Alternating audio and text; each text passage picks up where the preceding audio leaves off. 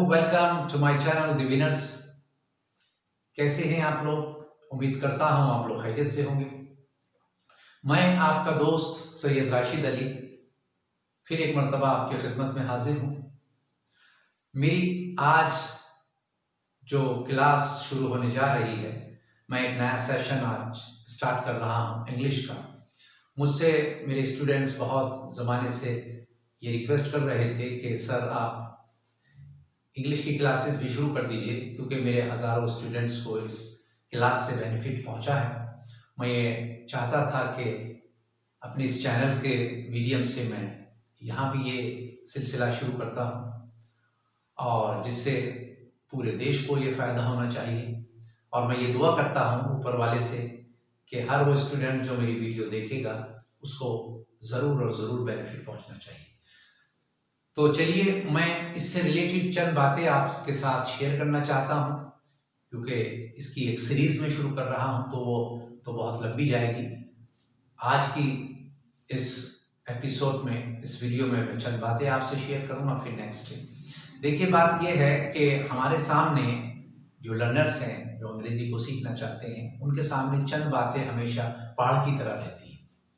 एक तो ये कि जब हम इस ज़बान को सीखने की बात करते हैं तो कोई कंपेनियन नहीं मिलता, कोई फ्रेंड नहीं मिलता जिसके साथ हम अपनी बात शेयर कर सकते हैं। और अगर मिल भी जाता है तो फिर ये, क्योंकि वो भी उस स्टेज पर होता है। सेकंड सवाल ये रहता है कि कहीं लोग हमारा मजाक ना बना ले, they start making fun of us. एक ये सेकंड बात रहती है।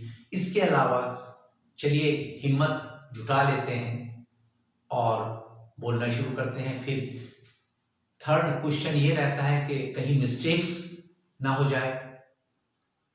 इसके अलावा एक क्वेश्चन और बहुत इंपॉर्टेंट है, जो जिस मीडियम का है, पंजाबी मीडियम का है, गुजराती मीडियम का है, तेलुगु मीडियम का है, बंगाली मीडियम का है, उसका सबसे पहले जो थॉट आता है उसकी नेटिव लैंग्वेज में आता है।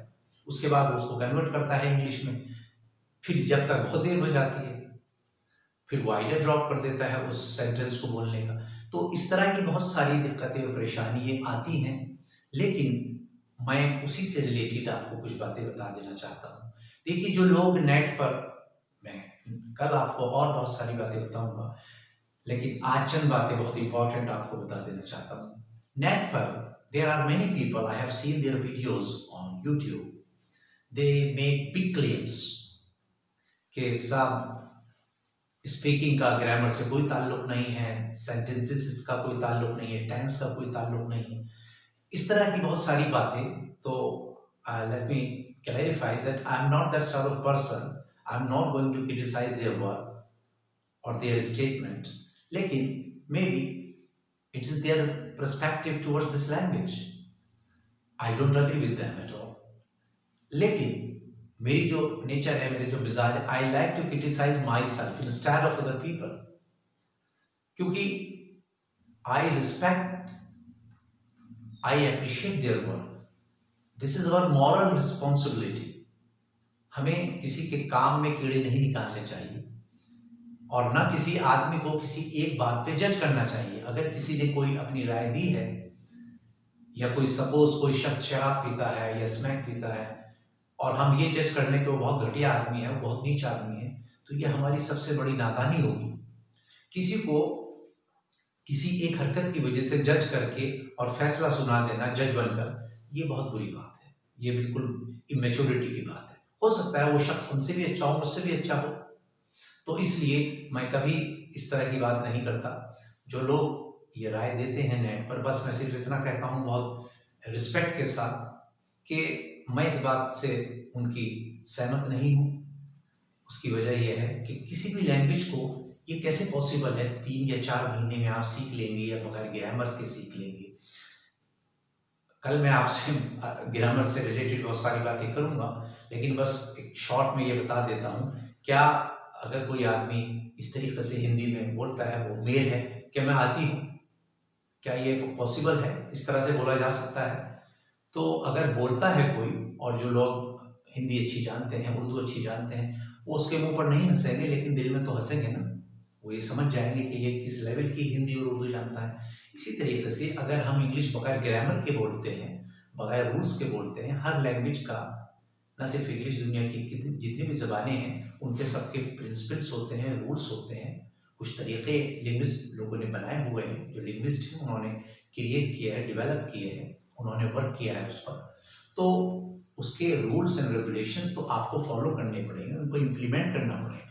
जब तक आप उनको नहीं करेंगे आप ज़बान नहीं सीख सकते।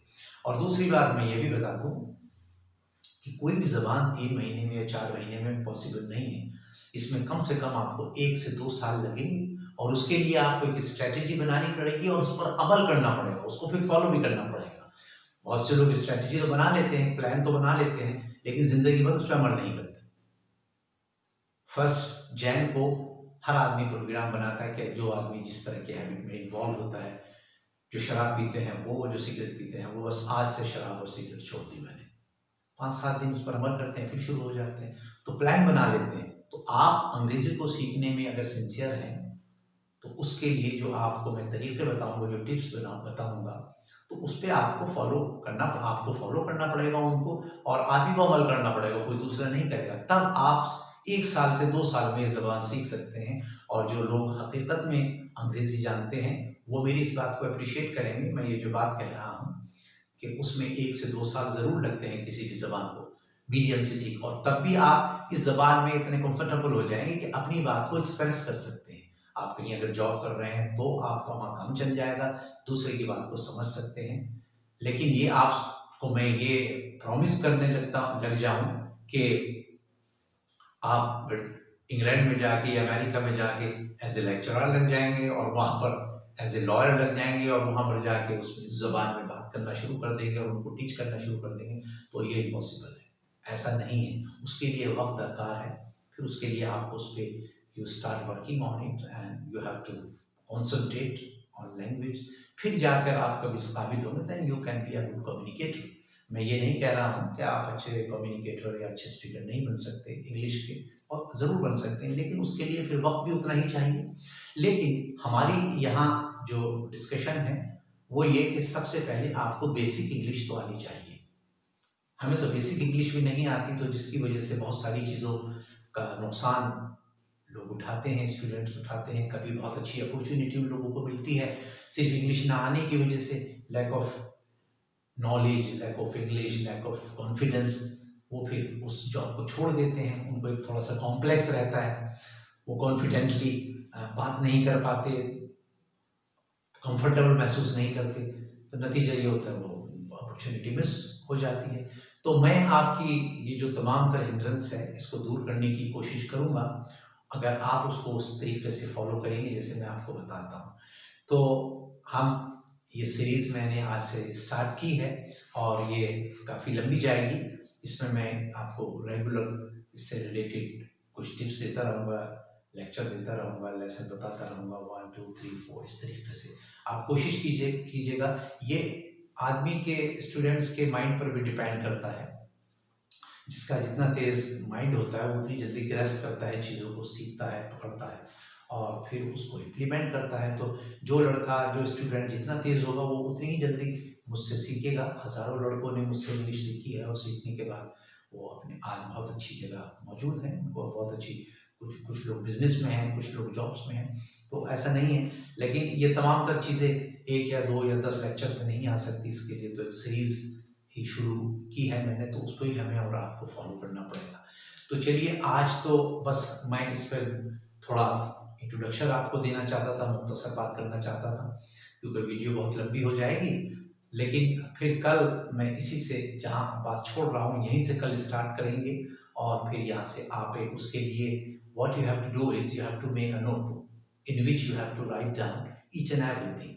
जो भी मैं आपको बताऊंगा वो आप उस पर लिखिएगा, फिर उसको तरीके बताऊंगा किस तरीके से उनको फॉलो करना है और किस तरीके से सेंटेंसेस में उनको आपको इस्तेमाल करना है। तो चलिए, बस आज के लिए तो इतना ही, फिर कल इस पर फिर बात करेंगे। जब तक के लिए मुझे इजाज़त दे दीजिए। थैंक यू वेरी मच, शुक्रिया बहुत बहुत।